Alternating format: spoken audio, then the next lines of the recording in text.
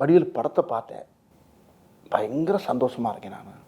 ஆனால் என்ன சவுத் என்ன ஆமாம் வடிவேலு 98வது படம். ரொம்ப ரொம்ப ரொம்ப ரொம்ப ஹாப்பியாக இருக்கேன் ஐயா நான். ஸோ லட்சம் கோடி மக்களில் எவ்வளோ பேர் ரசிகரோ அதில் அவர் எனக்கு பெரிய ரசிகர். அவர் என் நேரம் பார்த்தாலும் அப்பா வந்து உங்களை பாடுறா வடிவேலு இப்படி பண்ணுறாரு பாடுறா அப்படின்னு சொல்லுவார். அப்பாவை நானும் எங்கள் ஃபேமிலியெல்லாம் பயங்கர ஃபேன் அவங்களுக்கு அப்படின்னாரு. சார் நான் சின்ன பிள்ளைலேருந்து 12வது படிக்கிலேருந்து உங்கள் பார்த்துக்கிட்டு இருக்கேன் சார். நான் பயங்கர தீவிர ஃபேன் சார். நான் அந்த படத்துக்குள்ளே போகிறப்ப போய் ஒரு மலையாள சினிமாக்குள்ளே போய் நடிச்சு வந்த மாதிரியே இருக்கு எனக்கு.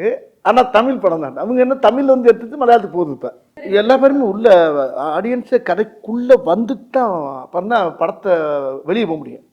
இன்டர்வல் தான் உள்ளே போக முடியும். அது வரைக்கும் கதைக்குள்ளேயே வந்துடுவாங்க எல்லாரும். அப்போ நான் என்ன பார்க்குறேன், மாமன்னனுக்கும் இதுக்கு ரொம்ப சேஞ்சு கிடைக்கல. அவங்களுக்கு ஒரு சமூக விழிப்புணர்வை ஏற்றக்கூடிய சொல்கிற அளவுக்கு இந்த கதையில் அந்த திரைக்கதை அமைஞ்சிருக்கு.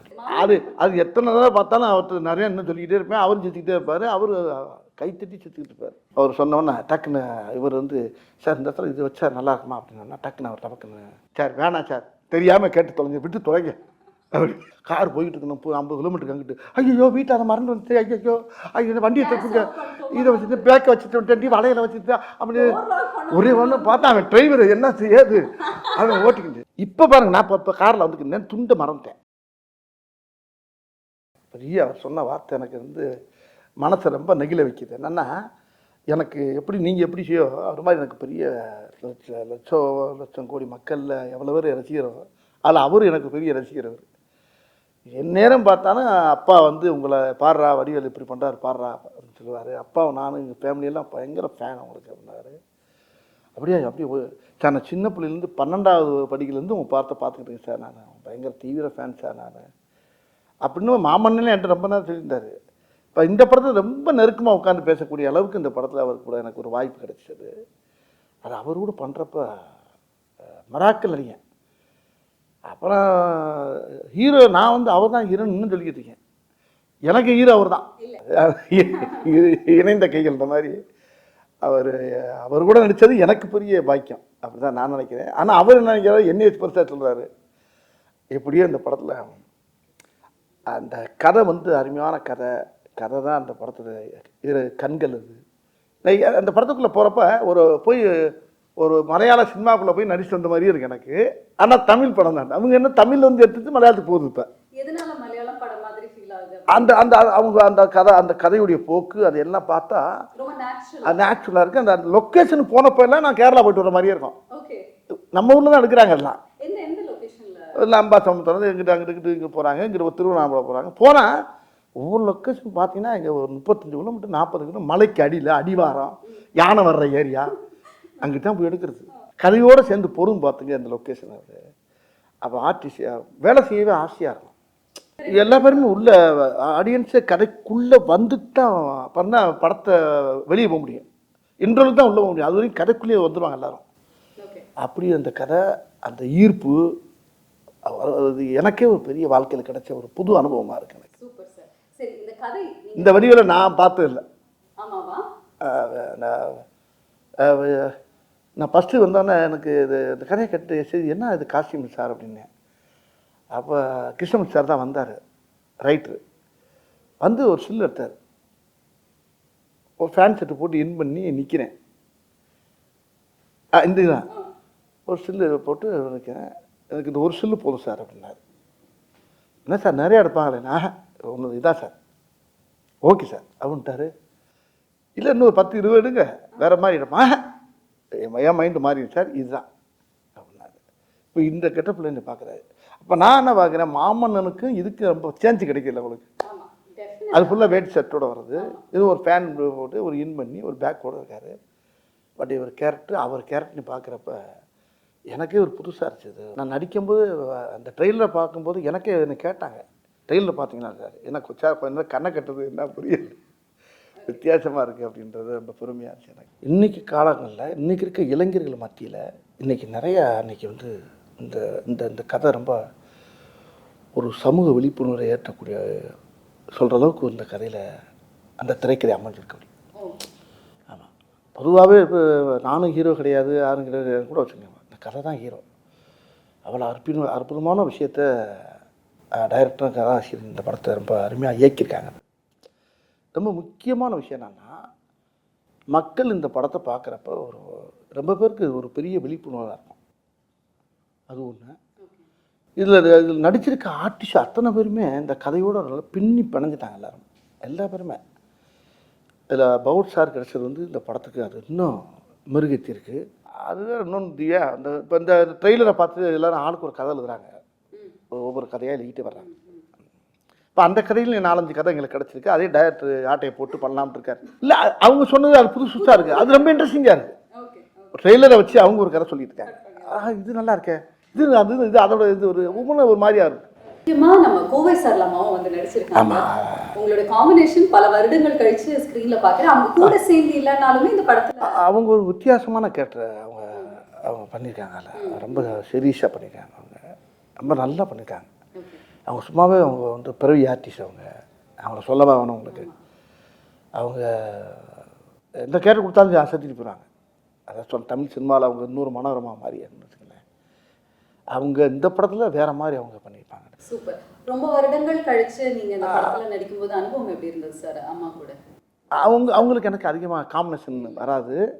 அப்படி இருந்தாலும் ஒரு சில இடத்துல காம்பினேஷன் இருப்போம். அவங்க ஒரு போலீஸ் ஆஃபீஸராக வராங்க, அது வேற மாதிரி இருக்காது. சரி, இந்த கதாபாத்திரத்துக்கு டெஃபினட்டாக ஒரு டிஃப்ரெண்ட்டான லுக் உங்களுக்கு வந்துட்டு இருக்கு. பட் நீங்கள் எப்படியெல்லாம் வந்து ட்ரெயின் எடுத்தீங்க சார்? ஏதாவது ட்ரைனிங்கோ? இந்த கதையை நல்லா உள்வாங்கினேன். ஒரு தடவைக்கு 100 தடவை உள்வாங்கினேன். வாங்கி அந்த கதாபாத்திரத்தை வந்து உள்வாங்கும்போது எனக்கு அதான் சொல்லலை, படம் ரிலீஸுக்கு முன்னால் இன்னும் இந்த கேள்விக்கெல்லாம் சரியான விட கொடுப்பேன் நான். என்ன இது முடிஞ்சதுக்கு அப்புறமா நீங்கள் எல்லாத்தையும் வந்து சொல்லியிருந்துருப்பீங்க, கொஞ்சம் யோசனை வேண்டியா இருக்கு. ரொம்ப அதை நிறையா உள்வாங்கும்போது இந்த கதை இன்னைக்கு சமுதாயத்துக்கு தேவைப்படுது, சொல்லணும், இந்த கதையை சொல்லி ஆகணும். அதுக்கு என்னை தேர்ந்தெடுத்தது வந்து பகவத் சாருங்கும்போது ரொம்ப பயங்கர ஆச்சரியமாக இருக்கு எனக்கு. அந்த ஒவ்வொரு சீனையும் அவர் சொல்லுவார் என்கிட்ட. நான் நடித்த சீனை பூரா அவர் சொல்லி காட்டுவார் எனக்கு. நான் அவர் படம் ரொம்ப அதிகமாக கொஞ்சம் கம்மியாக தான் பார்த்துருப்பேன். ஆனால் என்ன அவர் படிப்படியாக பார்த்துருக்காரு, ஒவ்வொரு படத்தையும் பார்த்து அந்த காமெடி அவர் சொல்லி சொல்லி சிரிப்பார் என்கிட்ட. சொல்லும்போது எனக்கு அப்புறம் நான் அந்த காமெடி எப்படி நடந்துச்சு, எப்படி நடந்துச்சு, இப்படி ஒவ்வொரு சம்பவத்தையும் நான் ஸ்பாட்டில் நின்று நடந்துச்சு, நான் நடித்த இடங்களை அப்புறம் சொல்லிவிட்டு அவரை திருக்கி பற்றிருப்பேன். அது எத்தனை தடவை பார்த்தாலும் அவர்கிட்ட நிறையா இன்னும் சொல்லிக்கிட்டே இருப்பேன். அவரும் சுற்றிக்கிட்டே இருப்பார், அவர் கைத்தட்டி சுற்றிக்கிட்டு இருப்பார். இப்போ நானே அவருக்கு ஏதாவது சொல்லுவேன்ல, அவர் சொன்னோன்னா டக்குன்னு இவர் வந்து சார் இந்த இடத்துல இது வச்சா நல்லா இருக்குமா அப்படின்னா டக்குன்னு அவர் டக்குன்னு அவரை பார்ப்பார். கிருஷ்ணமூர்த்தியை ரைட்ரு, ஒன்று ரைட்ரு, ஒன்று இவர் ரைட் சொல்லுவார், ஒன்று அது வேணுமா ஏன்னா அவர் கதையில். ஆனால் அதில் சேரும், அது அந்த டைலாக் சேரும். ஆனால் அவருக்கு ஆசையாக இருக்கும், அவருக்கு பௌத்ஸாக இருக்கு. ஆனால் அவர் நல்லா இருக்கே அப்படின்பார். அப்புறம் கிருஷ்ணன் சார் சரி வேணாம் அப்படின்பார், பௌத் சார் வேணான்றாரு. வேணாம்னா அவனு டேரக்டர் சார் அங்கேருந்து வந்துடுவார், சுதிசங்கர் சார் அங்கேருந்து வந்துடுவார். என்ன அப்படின்பாரு. இல்லை இது நல்லா இருக்கே அப்படின்பாரு. ஒன்று அவங்க 3 பேர் மலையாளத்தில் பேசிகிட்டு இருப்பாங்க. நான் ஒரு ஆள் மட்டும் இந்த திக்கு தெரியாமல், திசை தெரியாமல், பாசம் தெரியாமல் அப்படியே நின்றுக்கிட்டே இருப்பேன். இது என்ன பார்ப்பேன், என்ன பேசுகிறாங்க, பேசாமல் வீட்டுக்கு அனுப்பிடலாங்கிறாங்களா, என்ன பேசி 3 பேர் மலையாளத்தை பேசிக்கிட்டே இருப்பாங்க. நான் அதான் சொல்லலை, தினம் மலையாள ஷூட்டிங் போயிட்டு வந்த மாதிரியே இருக்கும். ஆமாம். அப்புறம் அவங்க எவரைய பற்றி கிருஷ்ணன் சார் பதறுவார், சார் வேணாம் சார், தெரியாமல் கேட்டு தொலைங்க, விட்டு தொலைங்க அப்படி. இல்லை சார் ஓகே சார் அப்படின்பாரு. அப்படி சிலது வைக்கப்பட்டது இருக்குது, வேணான்னு சொன்னது இருக்குது. இப்படி சில விஷயம் ரொம்ப எனக்குள்ள ரொம்ப சுவாரஸ்யமாக ஜாலியாக எடுத்துக்கிறோம் நாங்கள். அதே மாதிரி அவரும் நிறையா சொல்லுவார். டைரக்டர் ரொம்ப அவர் இல்லை, நாங்கள்லாம் ஒன்று யோசிப்போம், ரைட்டர் ஒன்று யோசிப்பார், டைரக்டர் அங்கே புதுசாக ஒன்று சொல்லுவார். அந்த இடத்துல அப்படி சேர்ந்து இந்த ஸ்பாட்லேயே அது அந்த இடத்துல மாற்றுவோம், நல்லாயிருக்கும், நல்ல டீம். இல்லை இடையில அவர் வந்துடுவார். சில நேரத்தில் இந்த தமிழில் சில வார்த்தை எங்களுக்கு புரியாது, அவர் ரைட்டர் நல்லா தமிழ் பேசுவார், கிருஷ்ணமூர்த்தி சார். அவர் டைரக்டர் சார் கொஞ்சம் தமிழில் அப்படியே தாரா பா ஆ பா ஓ ஆ அப்படின்னு போயிட்டு வருவார். இது மலையாளம் இல்லை, நீங்கள் வர. அப்புறம் அங்கேருந்து கேமராமேன் வர என்ன ஓ இதா சார், இது இந்த தமிழில் வந்து இது வரும் சார், மலையாளத்தை அப்படி வரும், ஓ சார் அப்படியா, இது எப்படி சொன்னால் நல்லா இருக்கு அப்படி இப்படி 2 பேரும் அந்த எல்லாம் தாய் புள்ளியா எல்லாம் பூரா அதானே, ஒரு தாய் புள்ள தானே எல்லாம். நாங்கள்லாம் சேர்ந்து